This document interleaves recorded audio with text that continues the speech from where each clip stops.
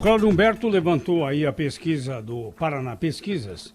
O Cláudio, não teve entrevistado que disse, olha, esse assunto é desimportante diante de tantos problemas mais sérios que a nação vive. Saber que partido deve ficar o presidente da República. O presidente do partido da República é apartidário. Não tem que ficar se apegando a este ou aquele partido. E estão fazendo disso aí um cavalo de batalha que não tem o mínimo sentido diante de tanta coisa importante que está deixando de acontecer. Exatamente, eu também concordo com você, há coisas muito mais importantes no país. O problema é que o presidente da República, que é a figura mais importante do país, só fala nisso o tempo todo, né?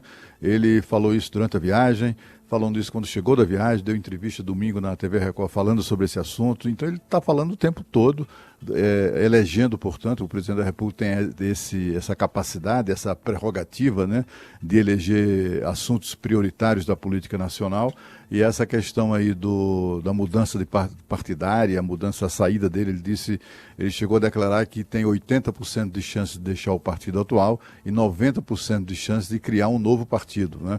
E já tem aí muitos partidinhos que tentam se viabilizar, já se oferecendo para abrigar o presidente. Enfim, a gente tem acompanhado essa movimentação.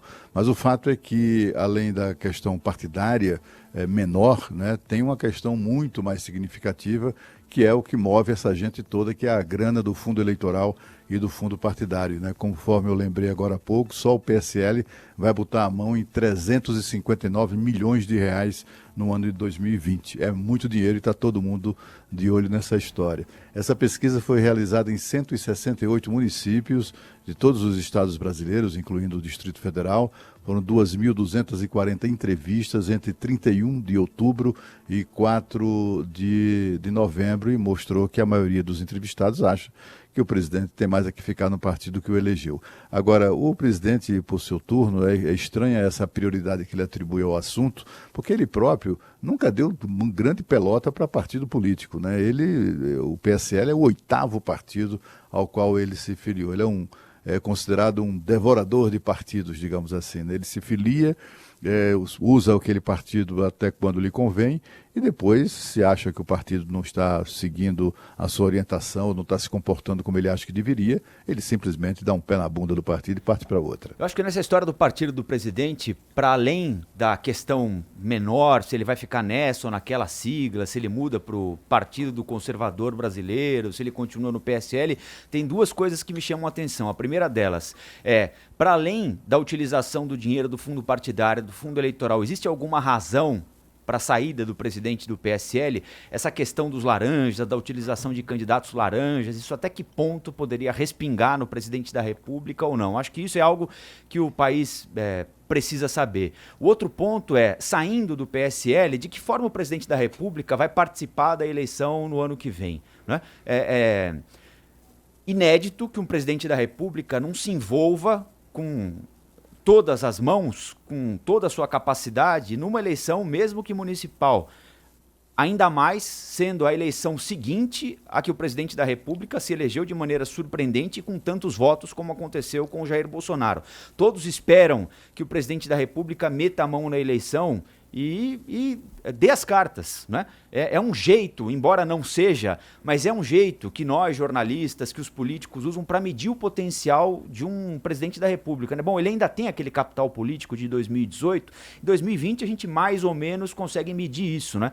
Com um partido estruturado e com dinheiro, ele consegue fazer um trabalho. Com um partido recém-criado e sem dinheiro de fundo partidário e fundo eleitoral, sem tantos aliados, ele faz um outro tipo de trabalho. O presidente da República, Jair Bolsonaro, não escolhe caminhos comuns, né? Ele seria mais convencional que ele permanecesse no PSL e ficasse no partido e aproveitasse o fundo eleitoral que o partido terá, que não é pouca coisa, muito pelo contrário, é muito dinheiro. Mas ele pode sair, criar um novo partido, e ele mesmo disse ontem, aliás, no domingo à noite, nessa entrevista, reproduzida ontem para os jornais, o seguinte, olha, são mais de 5.500 municípios, mas eu pretendo ter candidato em 200. Por que tão poucos? Porque aí eu consigo escolher com o dedo ali, fala, não, eu quero esse, não quero esse, ali vai esse, aqui fica esse, ali vai o outro. Chancela então, pessoal, acho que a né? mudança de partido ganha relevância nesse sentido também, né? De que forma o presidente da República vai participar da eleição no ano que vem? E parece que é uma coisa só da política municipal e da eleição, Rafael, mas não é não, porque essa costura política também vai influenciar no andamento das reformas no Congresso, né? Assim, como é que o presidente vai, qual é o capital político que o presidente vai precisar, vai demandar, ou vai ter que imprimir ali ou exigir do Congresso Nacional para ver avançar essas reformas que ele entrega essa semana no Congresso Nacional. Essa é uma grande preocupação, né? Porque a gente sabe que existe um desejo de protagonismo, por exemplo, do Rodrigo Maia, do próprio Davi Alcolumbre, eles brigam por pautas, e esse arranjo político, tanto de partido quanto de apoio às eleições do ano que vem, podem mexer esse capital político para mais ou para menos, né? Será que o presidente vai conseguir arregimentar, vai conseguir manter votos suficientes para aprovar as reformas? Qual vai ser a articulação política do governo, além da que o Paulo Guedes está fazendo, que a gente sabe que ele está envolvido nisso, além da que o Paulo Guedes está fazendo, a gente sabe como é importante a chancela do presidente da República para essas pautas, e isso é um fator que gera muita incerteza para quem acompanha de perto e está colocando como condição importante para a volta do crescimento, enfim, e uma vinda mais forte do investimento para cá, esse equilíbrio político.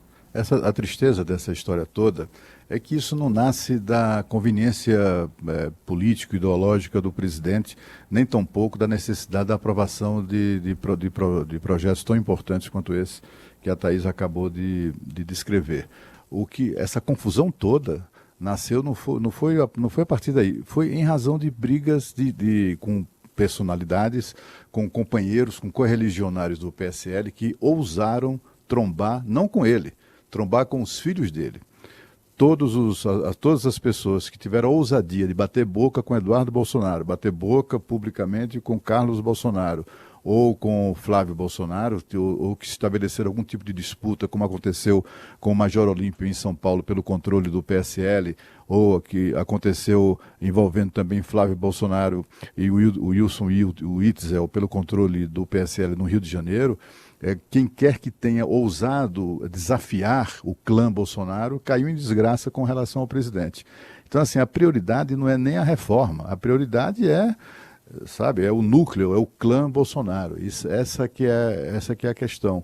Quando a gente vê o presidente esfacelar aquele que era o núcleo duro de apoio ao governo, apoio 100% ao governo, que era o seu próprio partido, ele não hesita em simplesmente explodir isso, né?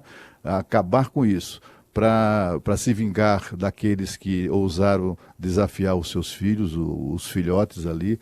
Isso só mostra que a prioridade do presidente não é a reforma, a prioridade do presidente é o fígado.